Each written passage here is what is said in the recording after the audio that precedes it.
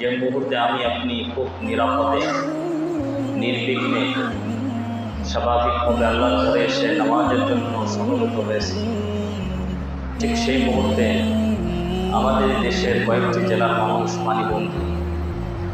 মানুষ কতটা অসহায়, কতটা নির্মমভাবে তারা জীবনযাপন করতেছে। আল্লাহ তাআলা ওই রকম অবস্থা থেকে আমাদেরকে যে নিরাপদে রেখেছে, এই জন্য আরও আমরা দিল থেকে শুকরিয়া আদায় করি। আলহামদুলিল্লাহ।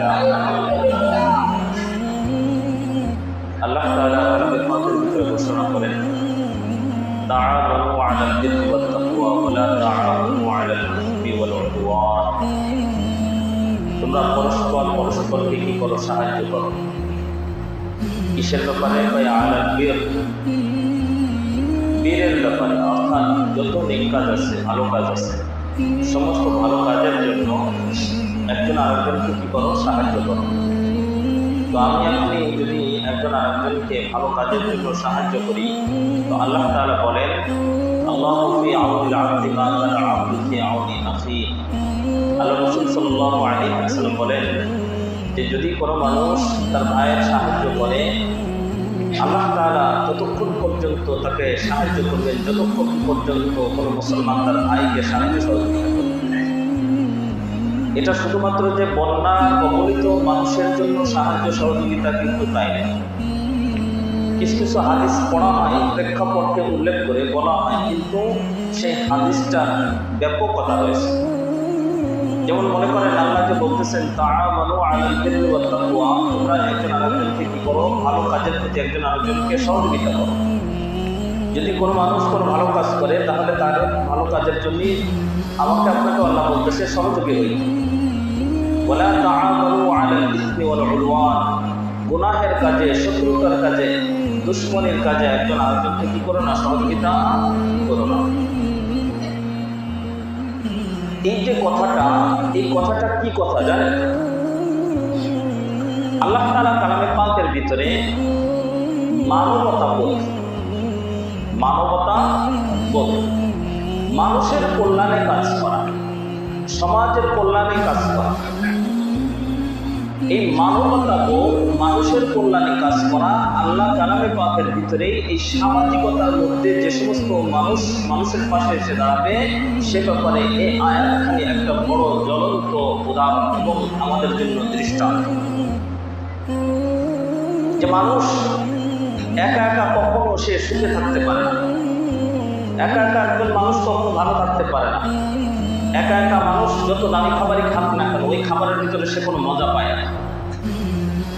যখন একটা জিনিস পরিবারের সবাই মিলে ভাগ করে খায়, সেই জিনিসটার ভিতরে যে তৃপ্তি, যে ভালো লাগা কাজ করে, ওই ভালো লাগা একা একা পেট ভরে খাওয়ার মধ্যে নেই। আপনি একদিন 1 কেজি গোশত, একটা দেশি মুরগি রোস্ট, কোরমা, পোলাও, যা কিছু আছে সব কিছু রান্না করে ঘরের দরজা বন্ধ করে একা একা খাবেন।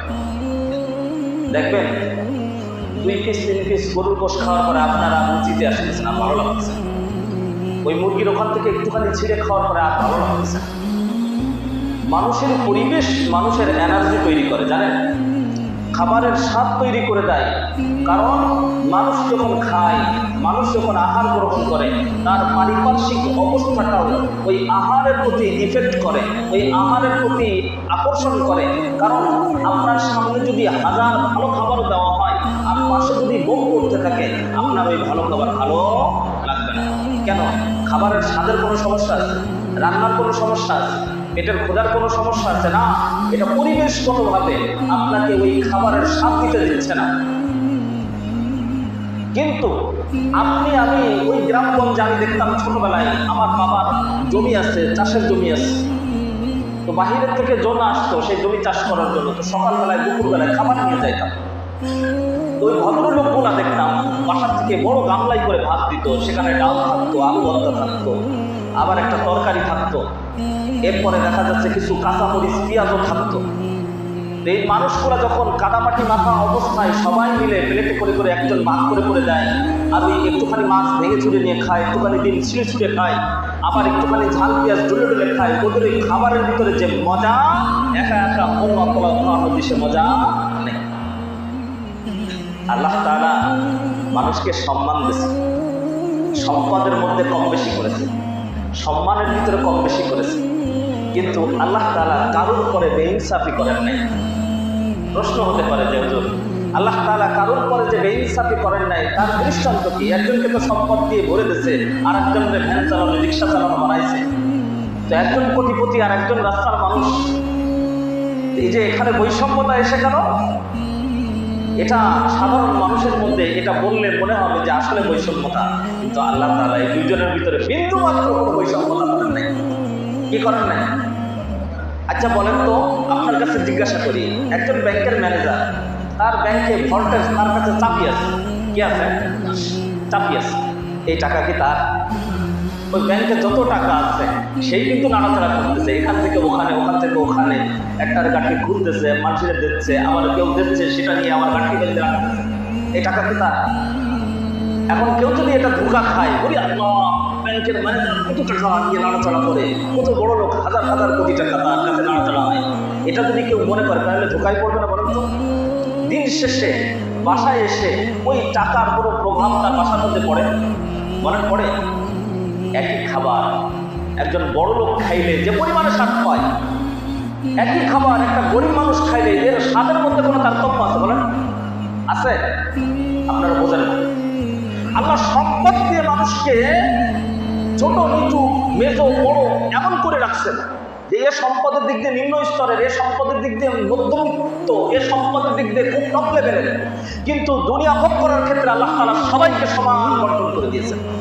একটা আম বড়লোক খাইলে যতটুকু স্বাদ পায়, একটা ফকির মিসকিন যার গালে দাঁত নেই ও ঠিক সেই পরিমাণে স্বাদ পায়। একটা কোরমা পোলাও খাইলে একজন বড়লোক যে পরিমাণে স্বাদ পায়, একটা গরিব মিসকিন যার কাছে কোনো পয়সা নেই ও ঠিক সেই একই পরিমাণে স্বাদ পায়। একটা আপেল খাইলে বড়লোক যে পরিমাণে স্বাদ পায়, একজন গরিব মানুষ নিম্নবিত্ত একজন ছোট্ট মাত্রা খাইলেও ঠিক সেই পরিমাণে স্বাদ পায়। দুনিয়া ভোগ করার ক্ষেত্রে আল্লাহ তাআলা কারোর ভিতরে কোনো ধরনের তারতম্য করেন না। চিন্তা করে দেখেন, সম্পদের দিক দিয়ে করেছে। এখন আসেন যে আল্লাহ তাআলা এই যে সম্পদগুলো দিলেন, একজন গরিব মানুষ দুনিয়া থেকে যায় কিভাবে? বলেন কিভাবে যায়? টাকা পয়সা নিয়ে যায় কবরের ভিতরে। হ্যাঁ, গরিব মানুষের কবরটা একটু দায়িত্ব খাদ্য করে কোনো রকম পিছে খেতে মাটি দিয়ে হয় না? গরিব মানুষের কবরটাও যেমন হয়, বড় লোকের কবরটাও তেমন হয়। বলেন তো, এই বড় লোক, এই গরিব মানুষটা দুনিয়ার মধ্যে আসছিল কিভাবে? বড় লোক মানুষগুলো ভিন্ন কায়দায় আসছে আর গরিব মানুষগুলো একটা অন্য কায়দায় আসছে, এরকম কোনো সিস্টেম আছে নাকি? দেখেন, দুনিয়ার মধ্যে আমার আপনার যদি জীবনযাত্রার ক্ষেত্রে তাকিয়ে দেখি, তাহলে আল্লাহ রাব্বুল ইজ্জত কারোর সাথে কোনো বৈষম্যতা করেন নাই, কারোর উপরে জুলুম করেন নাই, কারোর উপরে অন্যায় করেন নাই, কারোর উপরে অবিচার করেন নাই। আল্লাহ তাআলা সবাইকে সমান প্রক্রিয়ায় এবং সমানভাবে দুনিয়া উপভোগ করা এবং দুনিয়ার জীবনকে পরিচালনা করার সমান সুযোগ দিয়েছে। একজন মানুষ, বোঝানোর জন্য বলতেছি, একজন মানুষ তার বৈধ স্ত্রীর কাছে রাত্রি যাপন করে যতটুকু সে শান্তি অনুভব করে, একজন বড় লোক তার চেয়ে বেশি শান্তি অনুভব করে না সমান অনুভব করে? দুনিয়ার ক্ষেত্রে, সর্বক্ষেত্রে দুনিয়াকে মানুষ পাওয়ার ক্ষেত্রে, দুনিয়াকে ব্যবহার করার ক্ষেত্রে, দুনিয়ার আসবাব আল্লাহ তাআলা যা দিয়ে রেখেছেন এই সবগুলো ব্যবহার করার ক্ষেত্রে ধনী গরিবের অর্থনৈতিকভাবে মান মর্যাদায় আল্লাহ তাআলা ছোট বড় করেছেন, কিন্তু ভোগ করার ক্ষেত্রে কোনো বৈষম্যতা করেন নাই, কোনো বৈষম্যতা করেন নাই। তাআওয়ানু আলাল বিররি ওয়াত তাকওয়া ওয়া লা তাআওয়ানু আলাল ইসমি ওয়াল উদওয়ান। এখন আল্লাহ বলতেছে, তোমাকে যে একটু সম্পদ আমি আল্লাহ তাআলা দিয়েছি, তুমি আইছিলেও যেভাবে, একটা গরিব মানুষ, নিম্নবিত্ত মানুষ যেভাবে দুনিয়ায় আসছে, তুমি আমি কোটিপতি, শিল্পপতি একই কায়দায় আসছি। দুনিয়া থেকে যাওয়ার ক্ষেত্রে ঠিক সেই একই প্রক্রিয়ায় দুইজন মানুষই একইভাবে যাবে। বড় লোকের জানাজা আলাদা, গরিবের জানাজা আর বড় লোকের জানাজার মধ্যে আলাদা কোনো দোয়া নেই। বড় লোকেদের জন্য আলাদা কোনো গোরস্থান নেই, বেওয়ারিশ লাশও আজিমপুরে দাফন হয়, আবার শিল্পপতি কোটিপুরেও আজিমপুরে দাফন হয়। যার কোনো পরিচয় নেই, পিতৃ পরিচয় নেই, তারও দাফন হয় আজিমপুরে হয়। আমার আপনার দুনিয়া থেকে যাওয়ার প্রক্রিয়া, আসার প্রক্রিয়ার ভিতরে কোনো ধরনের বৈষম্যতা নেই, কিন্তু মাঝখানে আল্লাহ তাআলা আমাকে আপনার যে সম্পদ দিলেন, এগুলো দেয় কি জন্য জানেন?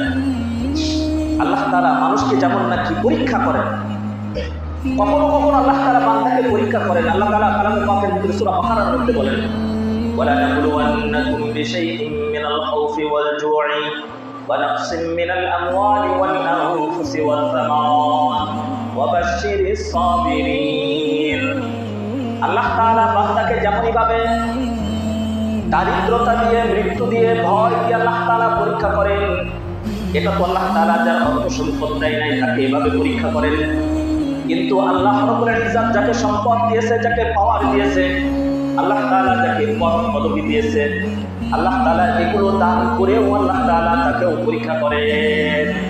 আমাকে যে সম্পদ দেয় আল্লাহ, এই সম্পদ দিয়েও এক শ্রেণীর মানুষকে আল্লাহ তাআলা ভয় দিয়ে, ক্ষুধার্ত দিয়ে আল্লাহ তাআলা পরীক্ষা করেন। এক শ্রেণীর মানুষকে আল্লাহ তাআলা সম্পদ দিয়ে পরীক্ষা করেন। তাহলে দেখেন, এই যে সম্পদ দেওয়ার ক্ষেত্রে কাউকে কম দিয়েছে, কাউকে বেশি দিয়েছে, কিন্তু এই উভয়টার ক্ষেত্রে এখানেও কোনো বৈষম্যতা নাই, কারণ দুটোই পরীক্ষার বস্তু। দুটোই কি পরীক্ষার বস্তু।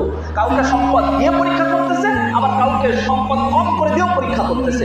সুতরাং যে জিনিস পরীক্ষার জিনিস, সেই জিনিসের ভিতরে, কারণ মনে করেন একজনকে ল্যাবের ভিতরে নিয়ে যে দুই ধরনের জিনিস নিয়েছে পরীক্ষা করার জন্য, কিন্তু ল্যাব থেকে তখন বেরোয় আসে দুইজন সমান কিনা বলেন? সমান না? ল্যাবের ভিতরে মনে করেন একজনকে পরীক্ষা করার জন্য বিভিন্ন ধরনের জিনিস দেওয়া হলো, কাউকে উঁচু মানের জিনিস দেওয়া হলো, কাউকে নিচু মানের জিনিস দেওয়া হলো, কিন্তু ল্যাবের থেকে যখন বের হয়ে আসলো, পরীক্ষার বস্তুর থেকে বের হয়ে আসলো, তখন সবাই সমান কিনা বলেন? দুনিয়ায় আসার ক্ষেত্রে আল্লাহ কারোর সাথে বৈষম্যতা করেন নাই, দুনিয়ায় যাওয়ার ক্ষেত্রেও কারোর সাথে বৈষম্যতা করেন নাই। দুনিয়ার মধ্যে আল্লাহ তাআলা কাউকে যে বড়লোক বানাইলেন, কাউকে যে গরিব বানাইলেন, এক্ষেত্রেও কারো বৈষম্যতা নাই। কারণ কাউকে না দেওয়াটাও পরীক্ষা, কাউকে দেওয়াটাও পরীক্ষা। সুতরাং কেউ যদি মনে করে ও বেশি পাইলো কেন আর এ কম পাইলো কেন, এই ব্যক্তিটাকে বলতে হবে যাওয়ার সময় দিকে তাকিয়ে দেখো, ল্যাবের বাইরে যাও, যাওয়ার পরে দেখো যে তুমি কি পরিমাণে সম্পদের মালিক। তাহলে আল্লাহ তাআলা কোনো বৈষম্যতা রেখেছেন কোথাও?